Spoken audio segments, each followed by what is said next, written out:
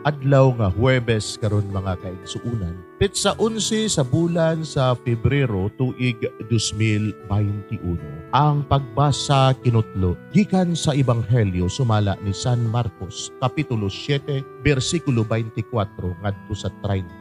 Unya mibiya si Jesus ug miadto sa kayutaan duol sa siyudad sa Tiro. Mipuyo siya sa usa ka balay ug dili siya buot nga may mahibalo niini apan wala gayud siya makatago. Diay usa ka inahan nga may anak nga babae nga giyawaan. Sa pagkabalita niya mahitungod kang Jesus, miadto dayon siya kaniya ug mihapa sa iyang tiilan. Ang maong babae usa ka langyaw nga didto na tawo sa Phoenicia sa Syria. Gihangyo niya si Jesus sa paghingilin sa yawa gikan sa iyang anak. Apan si Jesus mitubag, kinahanglan nga unahon pagpakaon ang mga anak. Dili maayo nga kuhaon ang pagkaon sa mga anak ug ipakaon sa mga iro. Mitubag ang babae, apan sir, bisan gani ang mga iro diha ilalom sa lamisa, makakaon man sa mumho sa kabataan. Ug miingon si Jesus kaniya, tungod sa imong gisulti makapauli ka na. Ang yawa migula na gikan sa imong anak. Busa mipauli ang babae sa ila ug iyang nakita ang iyang anak